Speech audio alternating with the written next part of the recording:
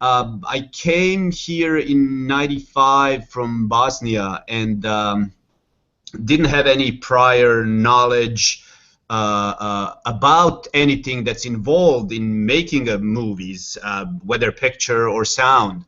I was always sort of crazy about movies and music and always had sort of that drive toward that.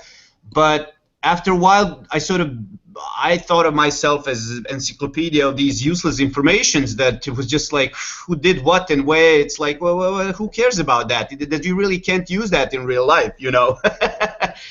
So then when I came to States, I did a bunch of, you know, different jobs from construction to pizza delivery as everyone else, you know, every other immigrant.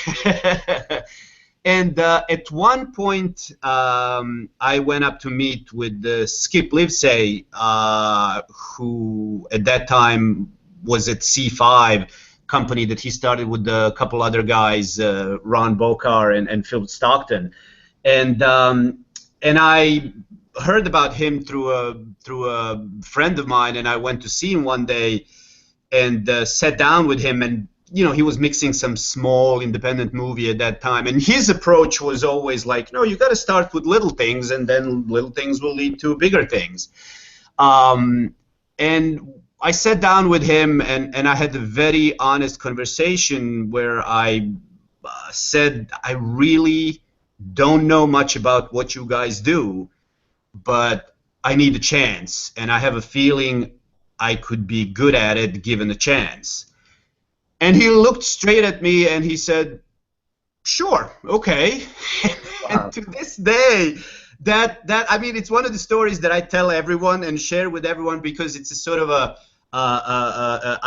in my mind, sort of that typical dream come true story where, you know, you just walk in the door from a street, not knowing anybody, you know, and I honestly, even if I want to, I couldn't really sell anything to him because I didn't have anything to sell.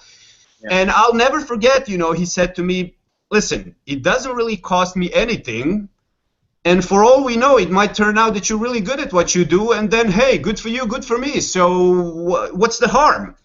And that's how everything started. In a few sentences, basically, you know, we shook hands, and I said, "That's it." And he said, "Yeah. Just go home, and you know, when I have something else, I'll give you a call, and we'll try to find a place for you." So, you know, 3, 4, 5 months later, he called me up, and he said, you know, do you want to come in, and you know, I'll introduce you to my guys here. And you know, I went there back to C5, which at that point I think was on 27th Street and 7th, 8th Avenue, if I remember correctly. And they had 2 floors, 7th and 8th floor, and like 7th floor was effects and Foley, and then 8th floor was 8th floor was effects, Foley, 7th floor was a dialogue for the most part, ADR.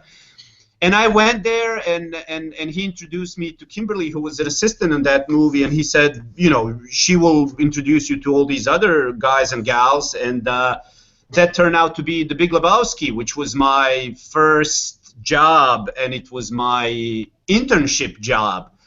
And I have to say, honestly, it made a world of difference having a job like that as your first job.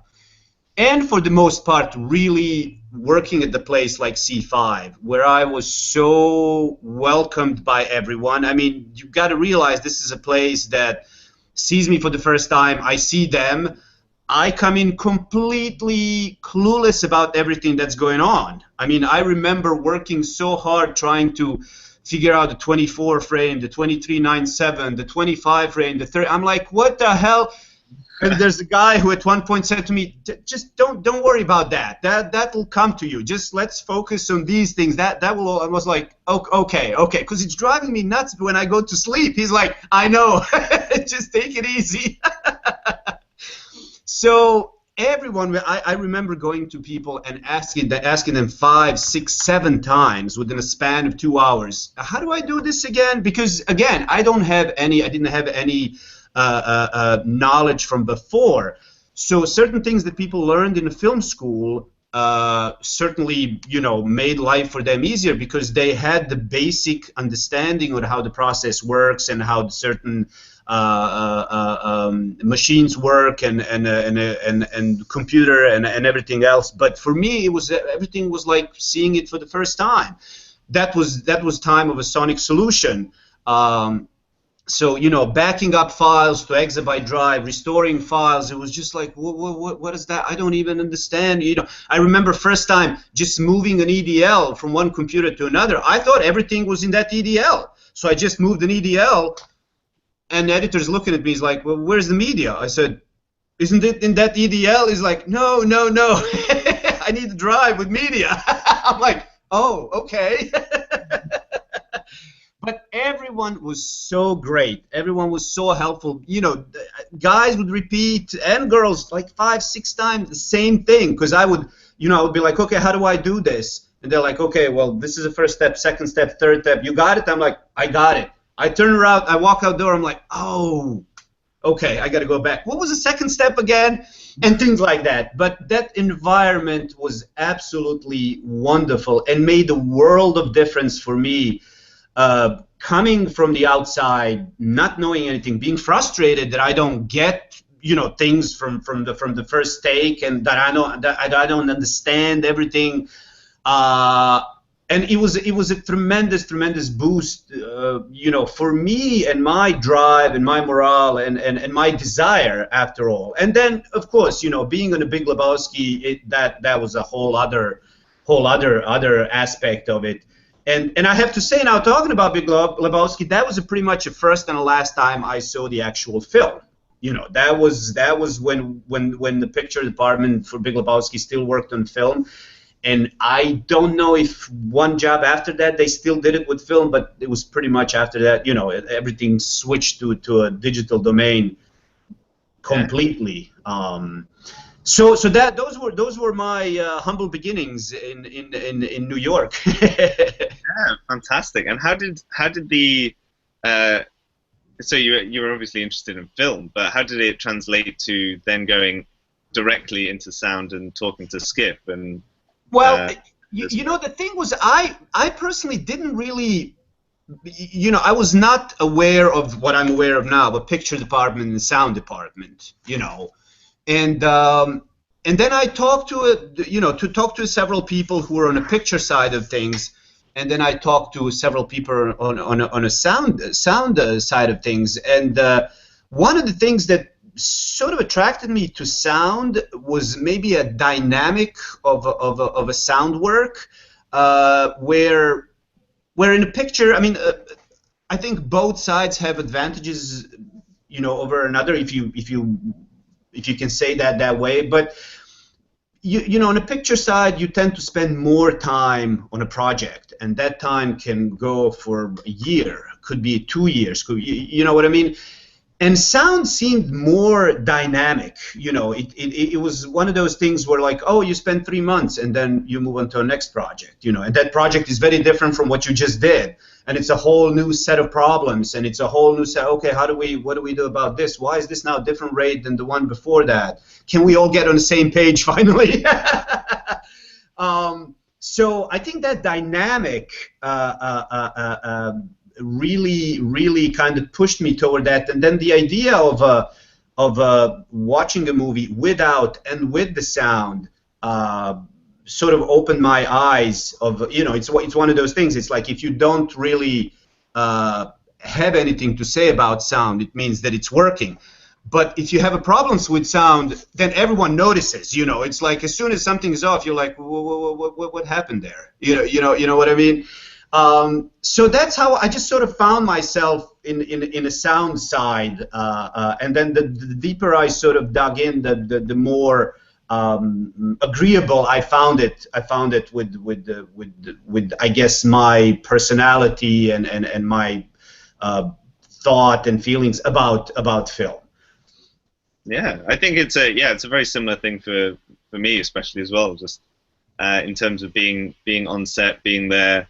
And then I also do some post-production work on some of the things I record, mainly because then I I know they've kind of been recorded properly. Right, right. Yeah, I'm okay sorting out my own problems. I can deal with that, but not Right. really anyone else's.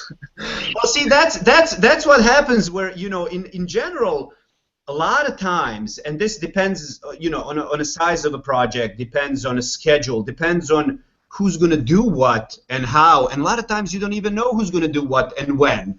So everything goes into production without talking to post-production, and then things are done a certain way and they're shipped out. And it's basically at that point that we have to figure out in post-production, okay, so let's see what are we dealing with. And it's, you know, sometimes you get you have those moments where you're like, oh, with just a little bit of talk beforehand, we could have avoided all this, but it's not the end of the world, we'll fix it. You know, it just, you know, as you have is in your little tag, you know, it's just going to take a little bit more time.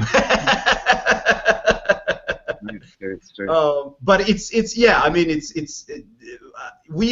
I think we came a long way from, you know, even for me, and, you know, I don't consider myself being in a business for that long comparing to other people, but it's unbelievable how fast it's moving, especially last several years. I mean, it's pretty incredible to see the direction that it's going to. So yeah, I don't want to say there's really nothing that we cannot fix once it comes our way, you know. But it's certainly there are more tools than it used to be 5 years ago or 7 years ago. I mean, even now when I talk to people who worked with film back in the day and cutting a film and moviolas and all that, it's just like you got to wrap your mind around it. It's just like so incredible. It's like how did you get confirmations? It seems to me that every movie should have been locked and that's it. Like it's done. There's no picture changes, and if somebody notices a problem, it's like, well, that's it, too late. One shot wonder. No, there's definitely more. Yeah, so much more technology and just advances, and I think yeah, there's people at the front pioneering still with the old school kind of right. Film ethos, which I think is really good, and I think it's just trying to, for all the sort of new people that are coming in, there's kind of this big overwhelm of just more focusing on the technology rather than kind of the old school yes. basic questions of like, how do I listen? How do I right? Like what is my goal that I'm trying to achieve, rather than how can I use this really cool plugin, or why should I? That's the interesting you say that. That's the one thing that I love about Skip. I'm working with him now in the last several years again because he came back from LA, and that's the one thing I love about his approach, which is all about that organic sound, and it's like how does that work at any given moment without all these plugins and gadgets and everything else. And it's like, yes, if you have to use it for certain reasons and situations, I mean, don't get me wrong, he's not against it, but overall it's like I don't want to really rely on that so heavily that I forget about this whole other side of really what that sound's supposed to represent, which in a majority of situations is about presenting the real world. You know what I mean? So that's very cool, and I'm glad you're thinking about it that way, because I think our little group now of guys who are working that, you know, we're sort of also thinking about it that way, which is a very straightforward approach, you know, and then taking it from there to different directions in need be. Yeah. So I mean, when the few instances come up where you can't fix everything, how are you going about having that sort of conversation? How does that come about? Well, you know, it's usually it's you know, it's give a little bit and take a little bit, because you have to be what's the you have to be sort of a very careful about the approach, you know, and in conversations, like, you know, nobody likes to hear oh, this should have been done this way or that way, you know. So we basically just, you know, just try to fix it as much as we can without, I mean, my personal approach is really, once certain things are done, they're done. There's no point in assigning the blame or looking for this or that. It's basically, okay, let's just see if we can fix it. How do we fix it? And we move on. You know, and I think for the most part, if the sound is right, if the sound is correct, meaning if the recordings are, you know, done properly and in a good quality, then everything else can be done, you know, which is switching the sample rates and every other technical aspect that comes into play. All that can be done in a post, you know. And again, it is a little bit of time consuming, but it's not the end of the world. When you have situations that recordings are bad, then they're just bad, and that's that popular misconception that, oh, they can fix it in post, and it's like, well, not really. If a fountain is in the background, there's just no way we can remove that water. So, you know, as we would love to, as much as we would love to, it's not going to happen. So then that results, you know, because I think even some filmmakers are under the impression that, you know, a lot of it could be, oh yeah, don't worry, but they'll just, you know, fix it in post. And then that, you know, there's that realization when you come into the post, and it's like, you guys will have to loop this, and they're like, well, what do you mean? It's like, yeah, it's just not gonna, you know, it's not gonna work. There's really heavy traffic, and there's a really loud buzzing noise from a you know, rain making machine. It's just, you know, we'll have to redo some of this stuff. So you know, it's kind of juggling those things and just being very politically correct, you know, if that's a right way of saying it. But you know, for the most part, we also realize, well, it's here now in the studio. It's done. So let's, you know, we got to make the best of it, because we know what's involved if something needs to go back, and you know, that's always connected in the first place with the additional cost that, you know, nobody calculates in, and people and this and that. So, and majority of filmmakers, as it is, are not huge fans of ADR. So, you know, of course, our goal is to save as much as we can without going down that road, which is, you know, it's a necessary element, absolutely, especially in certain situations. But you know, it's always, depending on the actors, depending on a filmmaker, that it's, you know, there's always a bit of a struggle there. So majority of filmmakers are really like, let's try to save as much as we can of our production. And even when you go down that road and record tons of ADR, you have both available on a stage. You know, generally they will always be like, well, let's see if we can use production before we really go for that 1, 2, 3 lines or whatnot of ADR. So yeah, there you go. Yeah, no, it's really interesting. If the people that are kind of watching, because we're broadcasting live, and again, I must say live, even though there is a slight delay. Okay. And so people are starting to comment, and we have 10 viewers, which is pretty impressive, I think, for people just coming at the drop of a hat. They'll note from your IMDb, for instance, that you're mainly a first assistant sound editor and a Foley editor as well. With the first assistant sound editor, what type of stuff is that covering? Well, I'm a person who starts the job and ends the job together with the sound supervisor. So I'm a person who's dealing with the picture department on a daily basis, and that relationship is extremely important, because from that relationship, you know, results the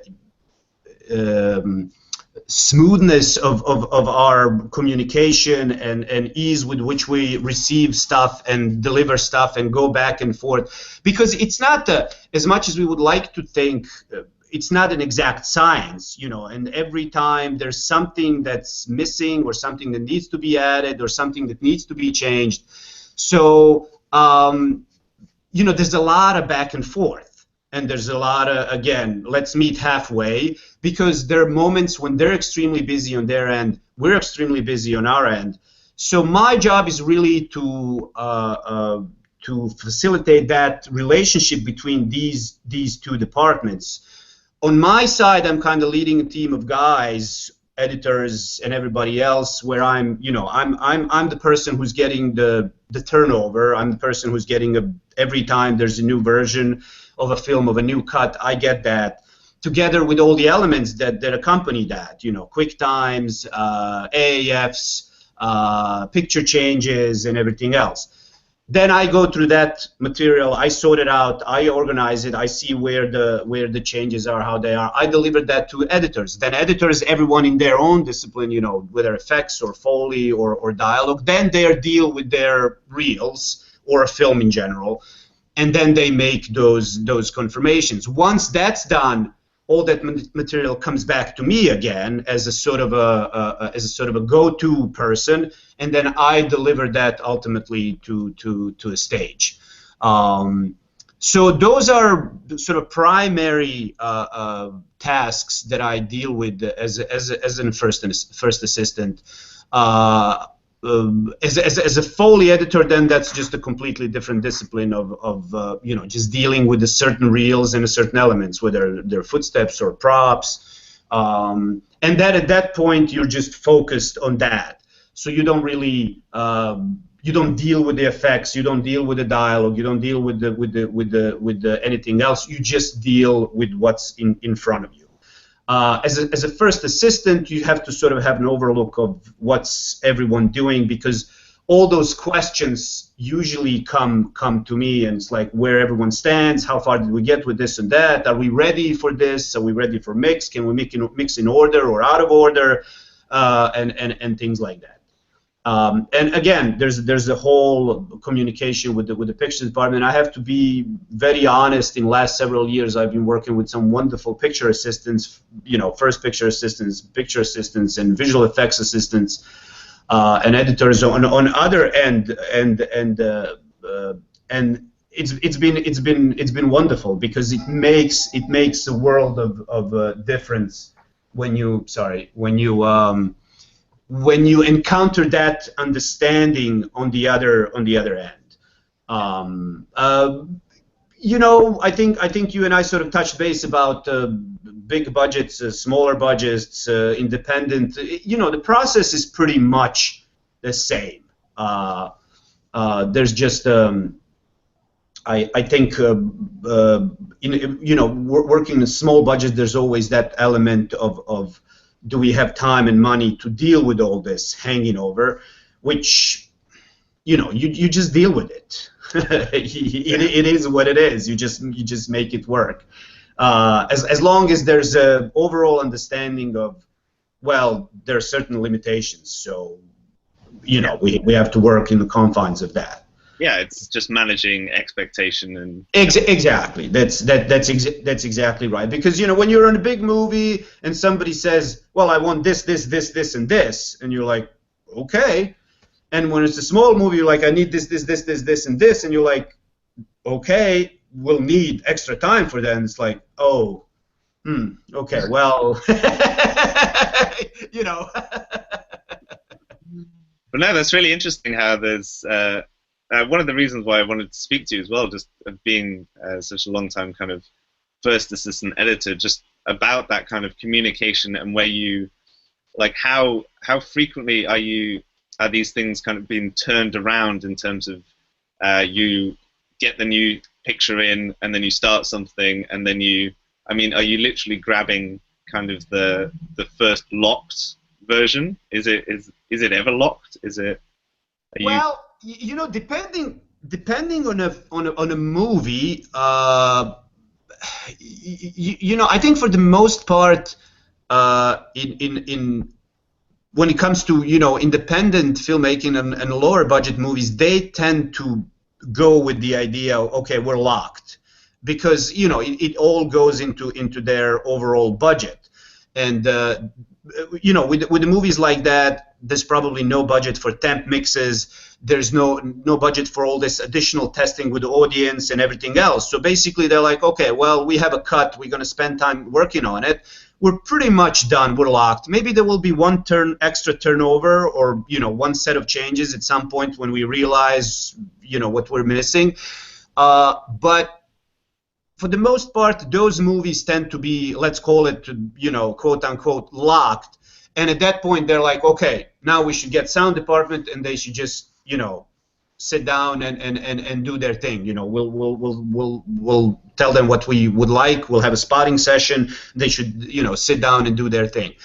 Sometimes they're under a lot of pressure, like when it comes time for Sundance, and you just have like a month to do things, or a month and a half, And sometimes doesn't seem to be a really some sort of a timeline. So it's like, okay, well, can you do it now, and then we'll go away, and then we'll come back later on and maybe do a few fixes, which also for their purposes, and budgetary situation, it makes sense.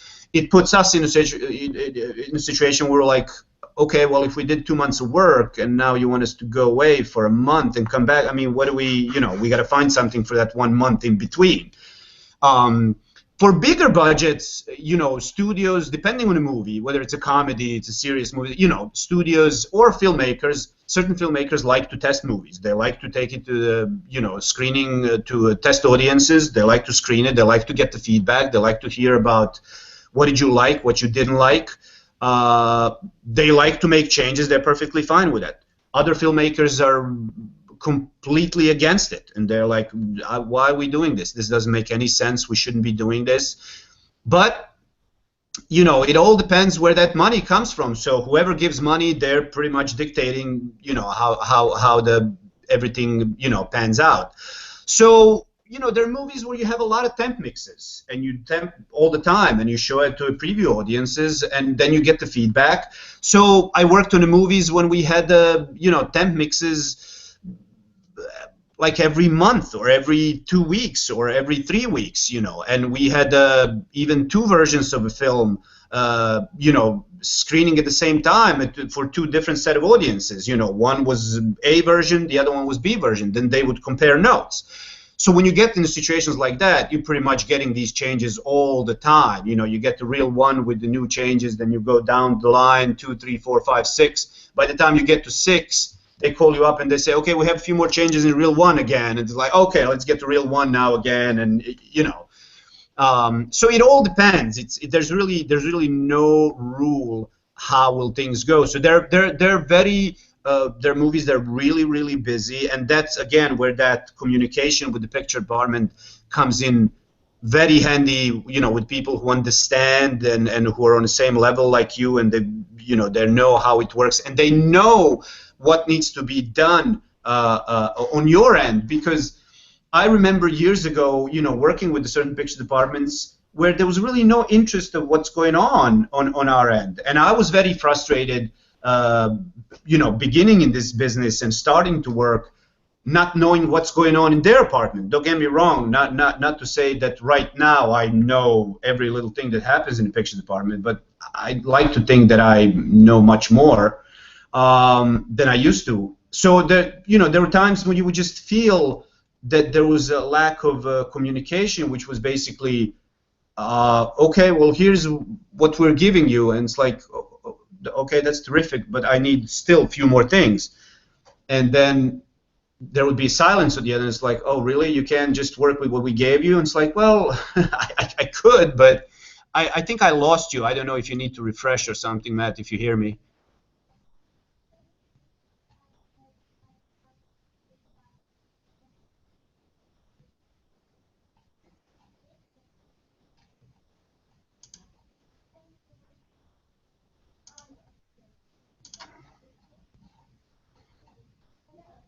You tell me when you're back on. You might be back on now. Okay, Yeah. here you go. You're back. I don't know what's going on today. It's just going mad. There you go. Okay.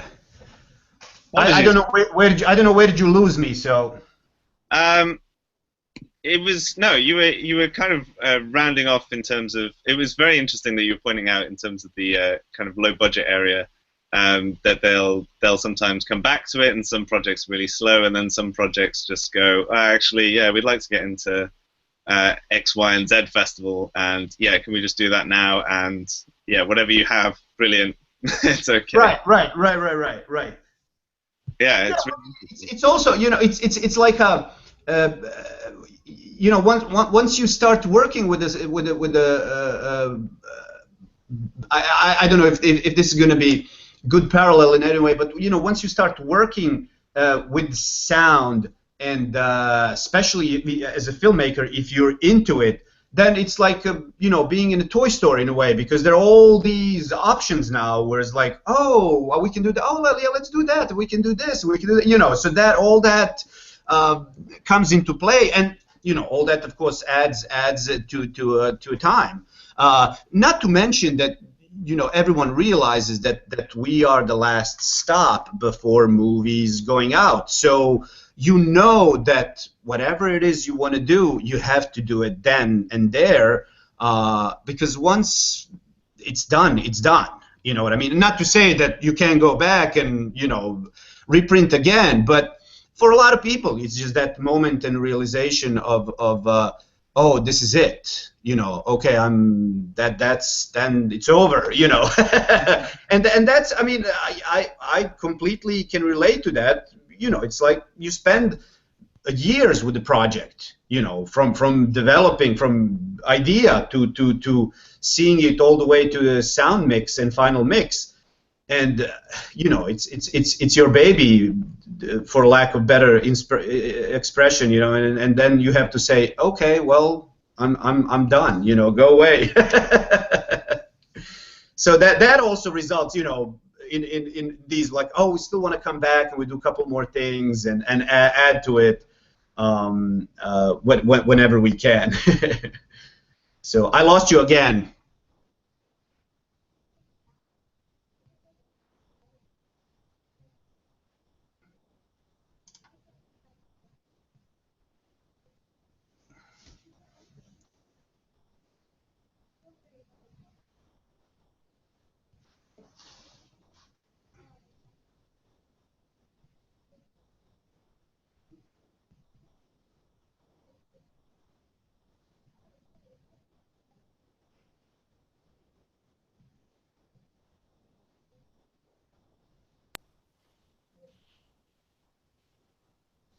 You back?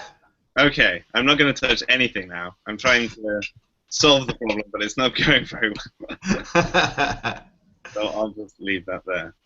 And so, obviously, if you're dealing with so many changes, and you're the only person that's kind of putting stuff together, are you?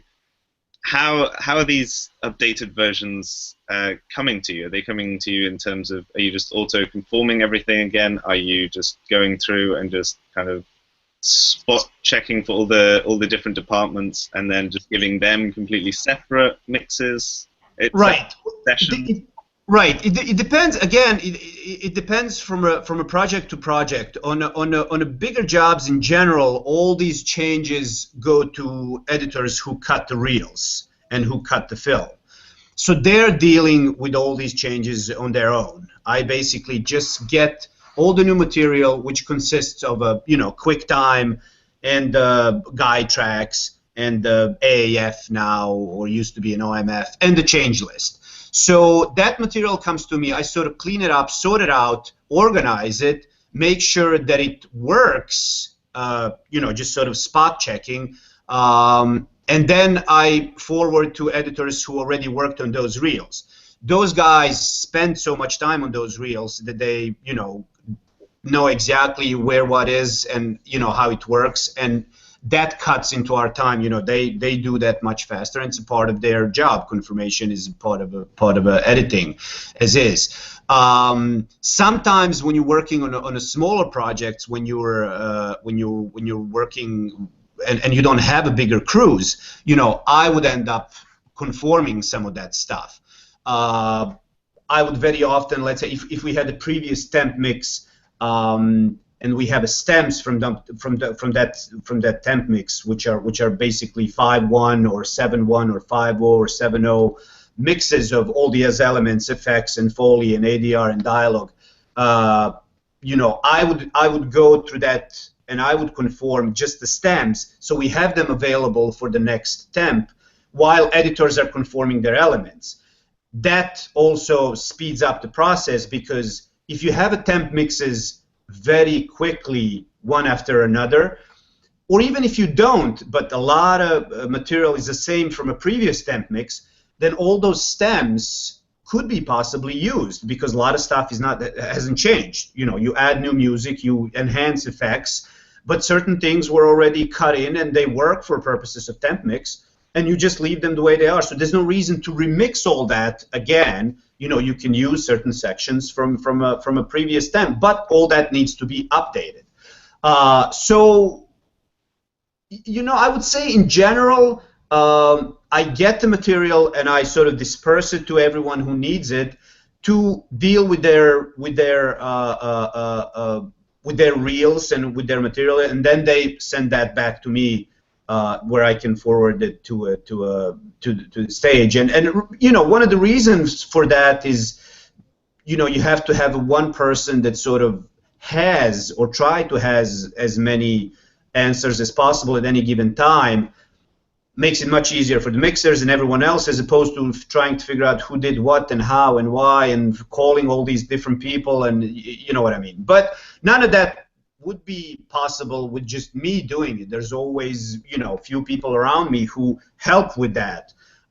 So, you know, there's always other assistants or their apprentices and guys that, you know, that I work with and work with me, and we do this together. So it's never really, without wanting to sound cheesy, it's not really a one-man show. It's always a group effort.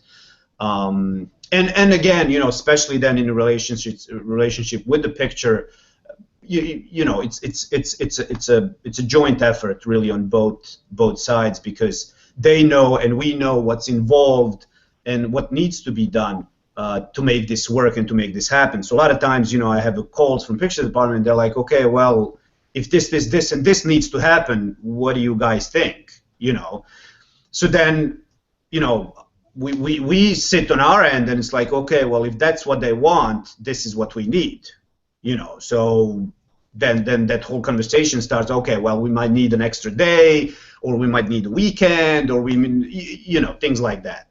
And I have to say, I mean, I've been very fortunate in the last several years where there was a lot, and I would like to think that the understanding on both ends changed in the last, you know, several years, where we understand each other much better, and that helps in communication and solving all these problems that come along.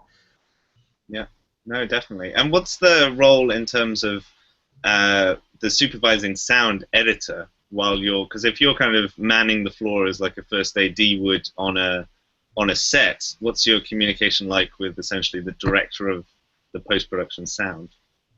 Well, you know, with the sound supervising, I'm basically his right-hand man. You know, he's the guy who got the job. He's the guy who's got the relationship with the filmmaker. He's the guy. He's the idea guy. You know, he's the guy who's, you know, going to a spotting session. He's answering the phone calls from a director. He's answering the phone calls from a picture editor.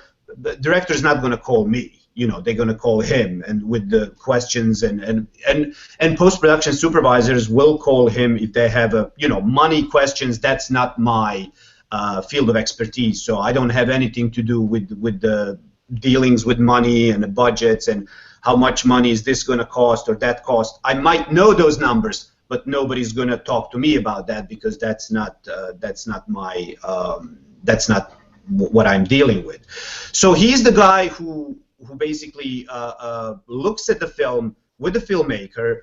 He's the guy who has an idea. He's the guy who's talking about ideas, and he's the guy who comes back to us with the plan, you know.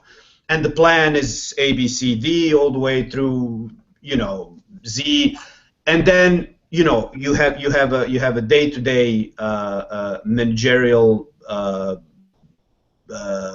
tasks and responsibilities that for the most part, you know, I as a first assistant try to deal with, just so I can free him, so he can, you know, focus on other things that are happening at that time. You know, whether it's organizing field recordings and, you know, talking to those guys and expressing what we exactly want, whether going to those recordings or recording himself, because he can't be the same way I cannot be at two places at the same time, and it's much easier to have somebody that, you know, so two of us have a basically direct line that we talk about things, and then I try to, you know, delegate some of that to other guys who are involved, you know, on a sound crew, and let him do his thing. Yeah, fantastic. Yeah.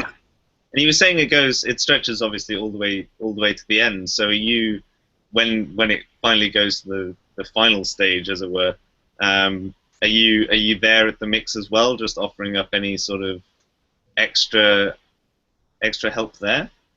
Well, I'm all the way to I'm with the mix all the way to the end. Depending on how busy the project is and whether we're having changes while doing the final mix, I might spend time on a stage or not. See, that's another example where, you know, sound supervisor has to be on the stage. Once the mix starts, he has to be on the stage. He has to be there next to the filmmaker, because filmmaker wants him there. He wants him there for his opinion. He wants him there for support. And he wants him there to answer questions. You know, that means that somebody needs to be behind, making sure that everything is running smoothly, and that's where I am.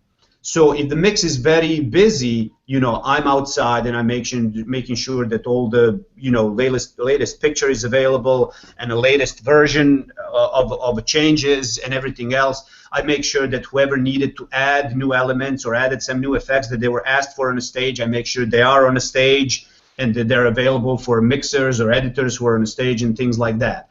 If mix, you know, because I'm constantly back and forth, in and out, I spend some time on a stage, but depending on how busy it is, I spend more time or less time on the stage.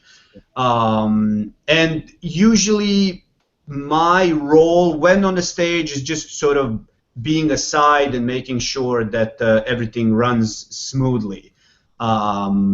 That's where I am. I'm not in front, so I'm usually on the side and just making sure that it's all good. And if I don't hear too many complaints, it means I'm doing a good job. If people start looking behind, that usually means okay, here we go.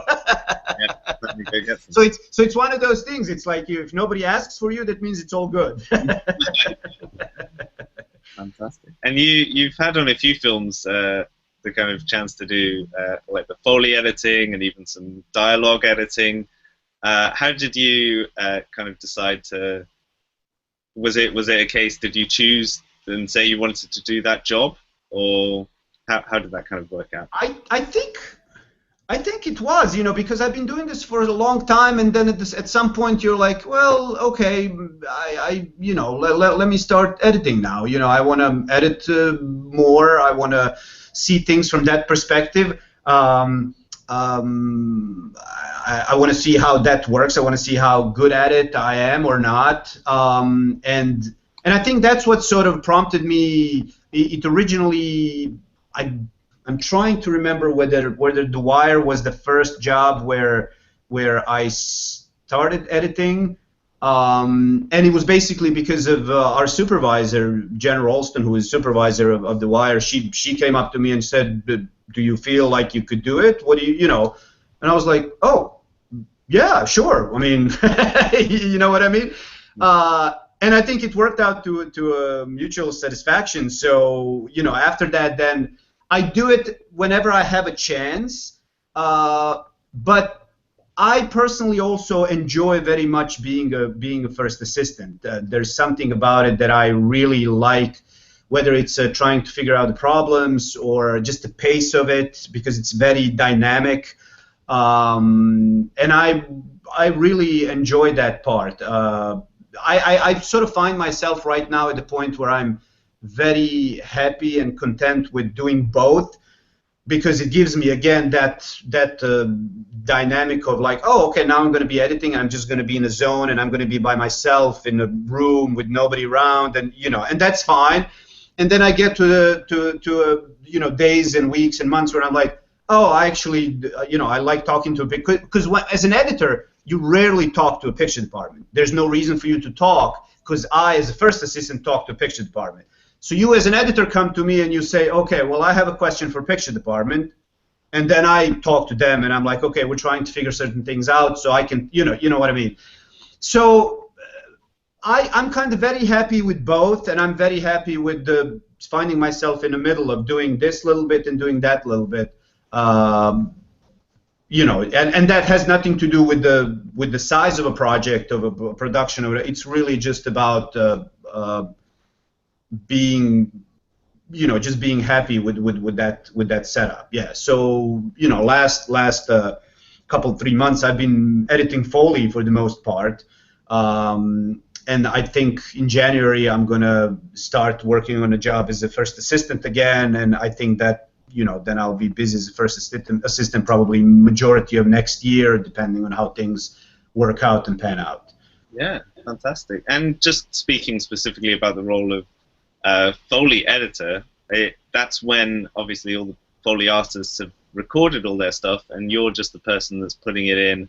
And what other stuff are you kind of doing to make sure that the Foley kind of matches? Well, the first thing is, of course, you have to spot the Foley. There's certain moments in a film that are just done by Foley, and there's really no sound effects for it, so they are done by Foley. Foley is becoming increasingly important because of the M&E version of films. And those are music and effects versions of a film that are done for foreign markets where films get overdubbed. So Foley becomes increasingly important, that it needs to cover for all that lack of sound that shows up once you remove all the English dialogue, and that becomes very important. First step is really spotting the Foley. You sit down with the sound supervisor, and sound supervisor shows certain moments, was like, okay, I really need something here. It will be really cool to do something for this scene or that scene. A lot of stuff, it's sort of given. You see it, you know what it is, and then you just try. The idea is really to enhance a movie experience and a movie soundtrack. Some of the stuff never go through. Some of the stuff will never be played and never be heard. And a lot of times, filmmaker hears and it's like, oh no, I don't want to hear anything there. That's but you have it available, because sometimes they're like, oh no, that's really cool. That's okay. I didn't even think about it. Let's do that. So first you spot everything. You go through a movie, you spot everything. Then the recordist and the Foley artist, they record everything in studio. They send all that stuff back to you, and then you go through, you cut everything in sync, or you pick the right choice, because a lot of times you'll get all these choices of things, and in your head what you would like it to sound like, or what it sounds like in nature, and you're leaning one way or another. You have to make the right choice. In your opinion, of course, it's kind of very subjective thing. Same way sync is sort of subjective, where you cut certain footsteps certain way, and it makes perfectly good sense to you, and then somebody else sits in your chair and they play back and they're like, oh, everything's out of sync, and you're like, well, why? And they move everything for like 2 frames and like, see, that's right, and you're like, really? Because I thought, and that goes back and forth. Yeah. Wow. And that, Foley is available right away on a stage during the final mix, and then it's available very much so after the final mix is done, once the M&E starts, because that's when you need a lot of help from Foley to enhance that, because once you remove the dialogue track, you're removing a lot of production with it, which is also the room tones and exterior tones and all that stuff, and you need to cover all that so that lack of English is not recognizable, for once it's delivered to a foreign market, and they just lay out over, overdub. That's really interesting. I just want to kind of do a little shout out to again say that we're still live and people can still ask questions. But my question just following on, because it's very interesting, because sound is again so subjective, and there is yet still a hierarchy in terms of, again, the supervising sound, well, ultimately the director, and then passing down all these kind of ideas, like passing it down the kind of line. Is there, when you're making those choices in terms of what the Foley artists are giving you, are you then offering up any alternatives, or are you definitely just like, this is going to be fine until they tell me it's not fine? And you're... personally, and I think a lot of guys go with, this is my choice, you know, because that's, in a way, that is a job or a role. You know, you as a sound editor are basically given this job as somebody who recognizes what needs, not to say what needs to be done, but you're basically given a job because people who gave you a job, sound supervisor in the first place, trust your choices. Let me put it that way. Yeah. So he hires you and he gives you this job with the idea, I know what I'm getting from you, that's what I want. Sometimes there are certain scenes where yes, or certain sounds where you have several options, but you try to work out those options before mix. Mix is the most expensive and precious time for everyone, and it's usually not a time to test things. You know, that's why sometimes you have attempt mixes, and you test things during a temp mix, and that's where certain things crystallize, where filmmakers like, oh no, we didn't talk about, no, I don't want this, I don't, you know what I mean? But when it comes time to do the final mix, that's when everything sort of should be in place. So my approach is also, I'm giving you my cut, what I think should be there. If you come to me and say, we need something else, then, you know, I'll add something else, or I'll cut something else on the fly, or I'll give you a few options that you can hear. If here and there, there's, of course, it's not very exclusive in a way that's it. I mean, there are certain moments where you're like, okay, I mean, here's a couple or three options. But usually, if you give a lot of options, unless it's some very sound design idea or very non-relatable idea, you know, that you're like, okay, we're kind of fishing here, so let's try to figure it out. You know what I mean? Yeah. That's where you go with like, okay, well, I have all these options. A lot of times, you know, when it's not a situation like that, those options are just like, what should I do with this? What is it? You know. So what's a good idea is to have those options available for yourself. You know, so if somebody says, oh, I needed actually something else here, then you can very quickly pull something else out and say, okay, well, I have this, try this.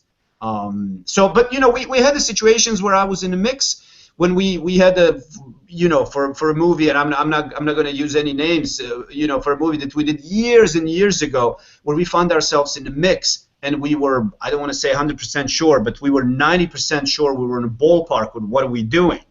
You know, and we started mixing, and we're going through like 3 or 4 days of mixing. We're doing a temp mix, and even a picture editor on that job said, he's like, I got to tell you guys honestly, I think we're in a good place, on the right path, but I don't know. This is the first time I did a lot of jobs with this director, but this is the first time I'm not 100% sure what are we going for. Director comes back on the last day of a mix, or day before the last day of our mix, of a temp mix, and we play back for him what we did. And we finished, and we looked at him, and he was just like, oh no, this is all wrong. And we were just like, what? And then he sat down, and he gave such a specific notes that we were blown away by it. First of all, how specific they were and how many it was. I mean, it was really a sobering experience, you know. And it was back to a drawing board. It was like, okay, so we got to rethink this altogether. That movie ended up being a huge hit, got an Oscars. It was extremely popular. Started the whole revolution of movies after that. But it was just one of those situations where, you know, you're working on something like, oh, this makes sense, this is all good, and then it was like, oh no.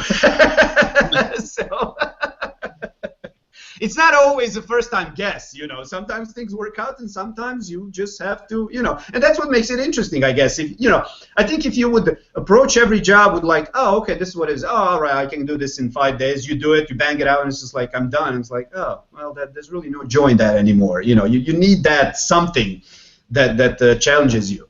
Yeah, no, it's just really interesting again because it's again so subjective. Just trying to find out kind of cues as to different ways, and I think a lot of people, especially like me included, starting out, it was kind of like, well, who's kind of manning the ship? It's like how much creative control can I kind of say? But I mean, you very rightly point out that it's the case of you're hired to do the job, and you just got to kind of do the job.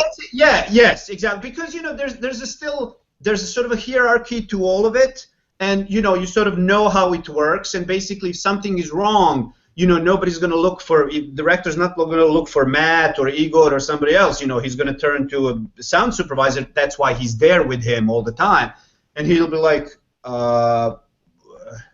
that's not it, you know. And then sound supervisor will be like, okay, well, that's not it. So then we figure out, you know, what's it. So you, on your part, you know, of course, everyone is doing their part toward this mutual goal, which is making a filmmaker and everyone else at the end very happy that they walk away from this experience and they say, this is what I wanted from a day one. This is what I wanted for this movie. Thank you so much. You know, and that's the biggest kudo I think that you can get from a filmmaker, where at the end of the final day of mix, he goes around, shakes hands, and says, "This is everything I ever wanted. Thank you so much." And that's it. That's it. Doesn't get better than that. But you know, to get to that goal, there's a lot of back and forth, and you put your best foot,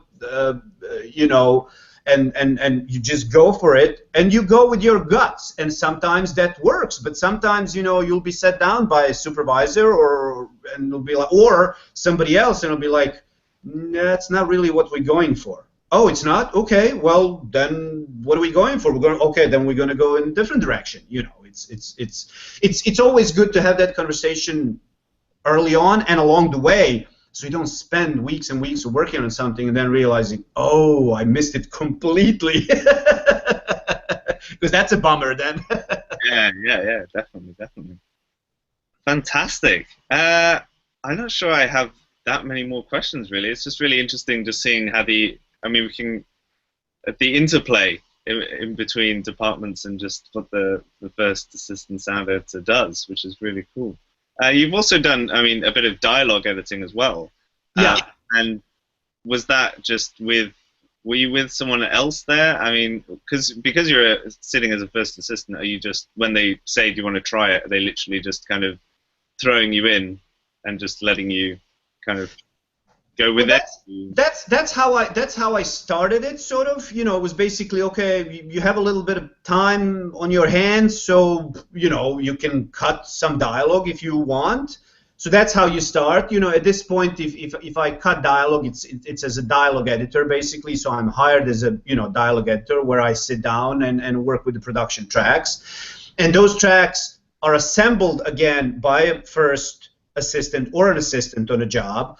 And again, the first assistant, first assistant comes into play as, on a bigger scale jobs when you have other assistants on a job. On a smaller jobs, there's only one assistant. So that's assistant editor. Or first assistant, however you call it. But it's an assistant editor. You know what I mean? It's a one person that does that job.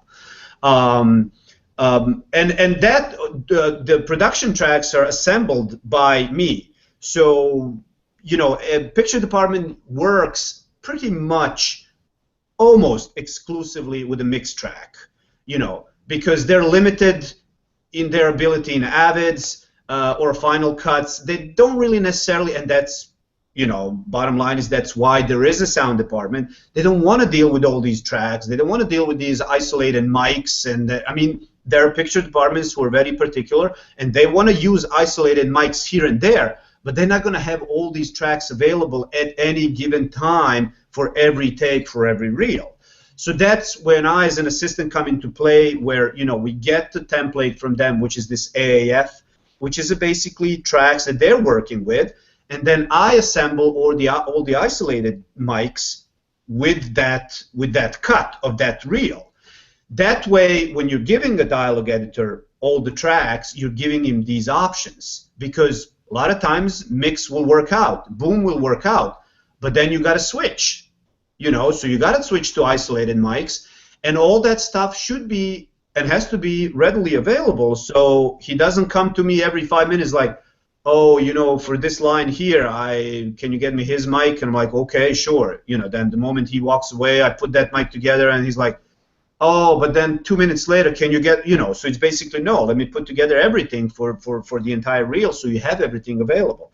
And based on that pass, then you start building ADR list. When you go through a film with all these mics and you realize, oh, okay, for sure I know that these sections or these sentences or these lines didn't make it in any option. So then you pencil that down. You're like, okay, so this is going to be for ADR definitely.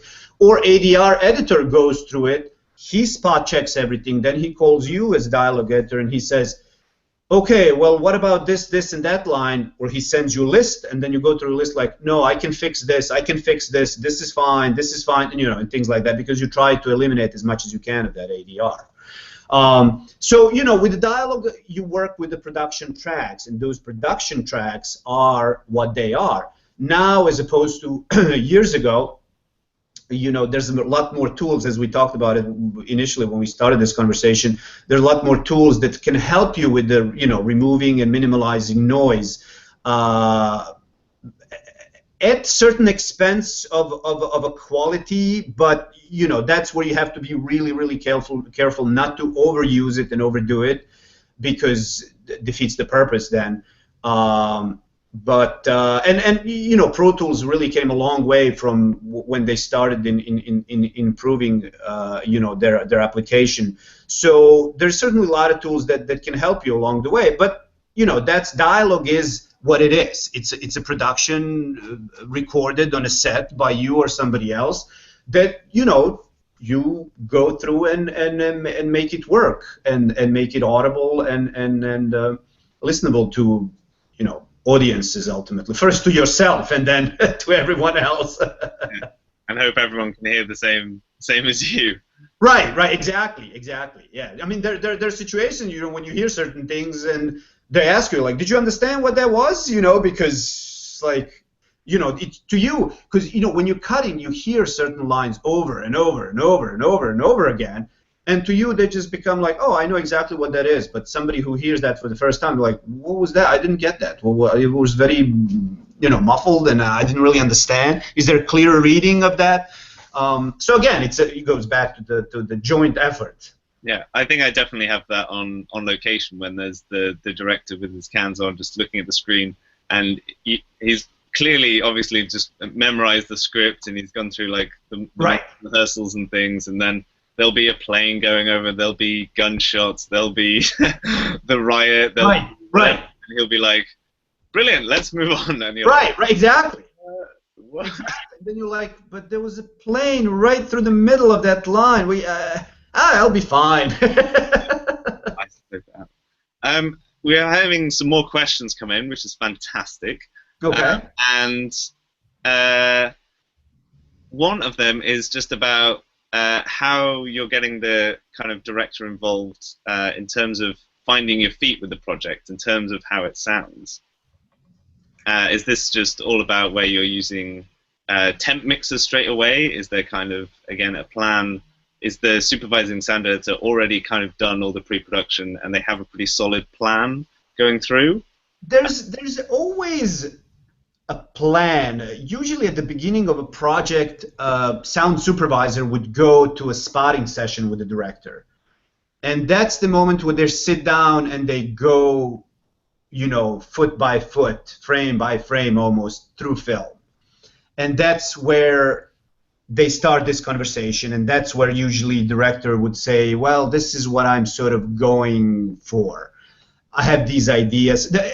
Again, there are different directors. Some are very knowledgeable about sound. They know exactly what they want, and it's like, this is what I want, blah, blah, blah, blah. Some are like, I'm going for something, I don't really know what it is, but I'll know when I hear it. So that's when you just sort of guess. It's, you know, there's some guesswork involved where you start to try certain things and then you play for him. It's like, okay, what about this? And that can happen even outside the temp mix. There are certain scenes when you were, for example, you know, we would make a little mix of a scene and we would just send it to a picture department, because the director is always there next to a picture editor, and they're always at the picture department. So we would send it to a picture department, they would sit down, they would play back, and then we would get the feedback. And feedback would be, oh, that was really cool, keep going in that direction, or nah, not really, that's just kind of too weird. You know, excuse me. But the spotting session is the initial moment where that conversation starts. You know, of course, you get the script before that. You read the script. You can create certain images in your head. Then you have a spotting session where some of that needs to be clarified. And you, as a sound supervisor, you know, would certainly ask some questions of like, okay, well, what was the idea here, or where was this, or should we be very specific about that or this? And then, you know, we just start working toward that. Temp mixes certainly crystallize that more and more, because every time you do a temp mix, that's when the director is right there on a stage with you, so you can see the reaction right away and you can get the feedback right away, and you know, certain things just work or they don't work on a stage or not. And then you just go back again and you sit down like, okay, we got to fix this and we got to improve this. Or maybe they also realize, oh, okay, we got to make certain picture changes to accommodate this or that.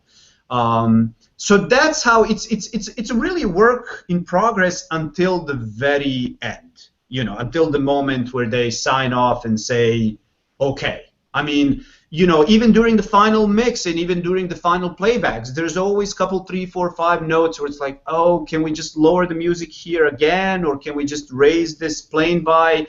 And you know, those things are just done. You know, when they happen, it's hard to have everything some sort of a blueprint where you're just like, okay, this is it, don't touch anything, just you know. So it's certainly until the, I'm sorry. Building a bridge. Exactly. It's certainly a work in progress until the very, very end, until they sign off and say, this is it, this is great. Fantastic. And we just have one more question about use of room tones, ambiances, and do they make it to the final film? How much is kind of extra field recording? I mean, I think personally that it's, yeah, room tones are definitely getting used for the dialogue editing stage, I would have thought. Yes. Consistency all the way through. But in terms of, I guess, extra effects and things, I suppose if they're not usually recorded on set, then someone else is going out and getting them. Right. I mean, I have to say honestly that everything that we can get from the set, from the original shoot, is more than appreciated and certainly used because you were there on that location. So even if it's a, you know, even if it's a wind breeze or construction in the background, you know that, and we know that that's exactly where it was when it was. So all the stuff that we can get from the shoot is more than appreciated and used in the movies or in a final product. For one reason, the one that I just said now, and for a second reason is because we don't like going back to these libraries and reusing sounds over and over and over again, because there's a plenty of that, and you can tell the difference, you know, between something that's new and something that's like, oh, there it is again. You know what I mean? Yeah. So, you know, if the question is like, should we waste time and record some stuff on the side whenever we have a chance, you know, during the production? Yes, you should. You know, you definitely should. I mean, you know, I worked on a film several years ago where we went to this house and recorded all this stuff after the fact, you know, recorded the room tone of that house, recorded the exterior of that house, we recorded all the doors open and close in that house, where, you know, because that's that organic sound that belongs to that house. The same way all the dialogue that's recorded is that organic dialogue, the real dialogue that was recorded then and there. everything that gets recorded in ADR, and that's a lot of times, you know, people have a problem with. It's just like first they have to get back in a character. Then they have to really relate to that scene again. In the meantime, they've shot like 3 more movies, and they're like and they're like, okay, all right, let me. And some are really good at it, but some just can't wrap their mind around it. Which, I mean, who am I to say anything? You know. But everything that we can get that belongs there, it's certainly huge bonus once it's in post-production. Fantastic. And are you getting visits from the production mixers as well? Because I know a lot kind of like to sit in at some form of the post stage just to see how things are going. You know, I would say not as much as we would like or could. There are situations where they come, and usually when they come toward the end, you know, when things are sort of in place. But not, in my experience, not as much as we would like. Yeah. And do you find that it would be beneficial if they were coming to see you, and what sort of things would you... I think it certainly would. You know, if not for that project right there and then certainly for, you know, upcoming projects, because, you know, they would certainly see some things that maybe they were not aware, and, you know, it would help us also, you know, having, again, you know, that exchange of information and just showing what happens ultimately with that material when it comes to us. So I think it would certainly be beneficial to all of us. Yeah.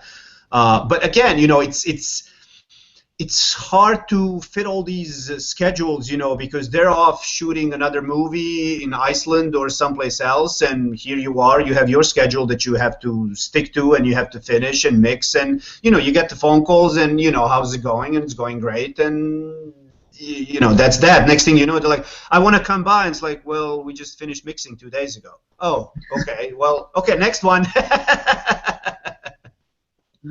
Fantastic. Yeah.